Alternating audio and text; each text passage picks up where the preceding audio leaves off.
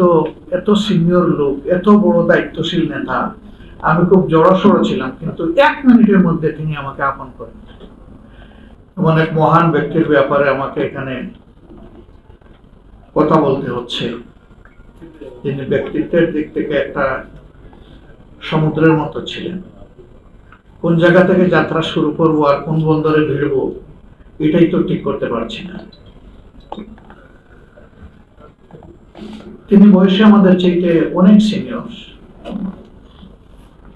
কিন্তু যখন কাছে বসতাম মনে হতো যে আমরা দুইজন ক্লাসমেট ছিলাম।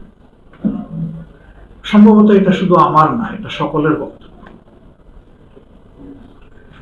তিনি কাউকে কিছু বললে একেবারে ভিতর থেকেই বলতেন, তার মধ্যে কোনো কৃত্রিমতা কোনোদিন আমি দেখিনি। বাংলাদেশ জামাতে ইসলামীর মধ্যে আমার জানা একমাত্র দায়িত্বশীল অভিভাবক, যিনি বিডি মেম্বার থেকে পার্লামেন্ট মেম্বার পর্যন্ত সর্বত্র তার বিচরণ ছিল। মানুষ তাকে খুব ভালোবাসত। পাবনায় তিনি ছিলেন কারো দাদা, কারো চাচা, কারো পিতা, কারো মামা, কারো নানা। তার অনন্য বৈশিষ্ট্য ছিল তিনি শুধু নির্দিষ্ট ব্যক্তিকে নাম ধরে চিনতেন না, তার 3 পুরুষ সহ চিনতেন। আমার একটি ছোট্ট প্রতিষ্ঠান, পাবনার কিছু লোক, তাদের বাড়ি অবশ্য ঈশ্বরদী, সদরে না। তারা ওই প্রতিষ্ঠানে নির্মাণ কাজে নিয়োজিত ছিলেন।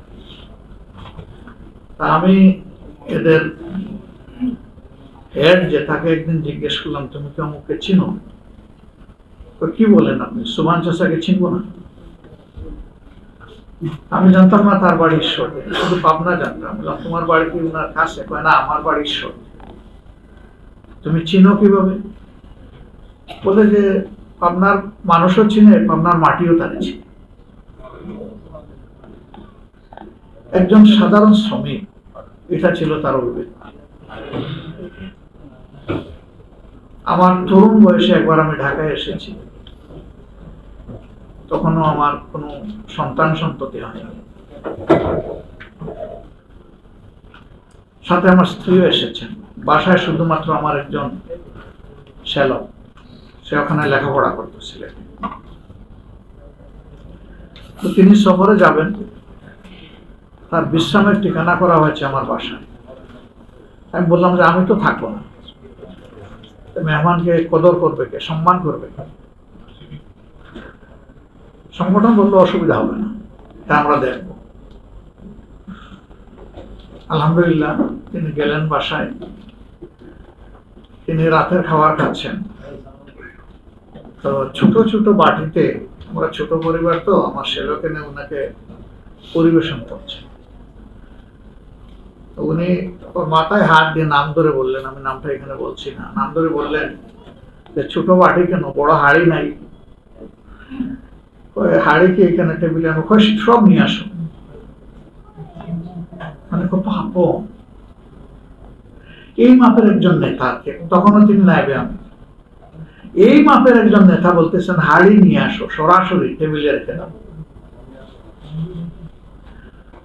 যাওয়ার পরে সে তার অভিব্যক্তি বললো যে আমি তো এত সিনিয়র লোক, এত বড় দায়িত্বশীল নেতা, আমি খুব জড়সড় ছিলাম, কিন্তু 1 মিনিটের মধ্যে তিনি আমাকে আপন করেন।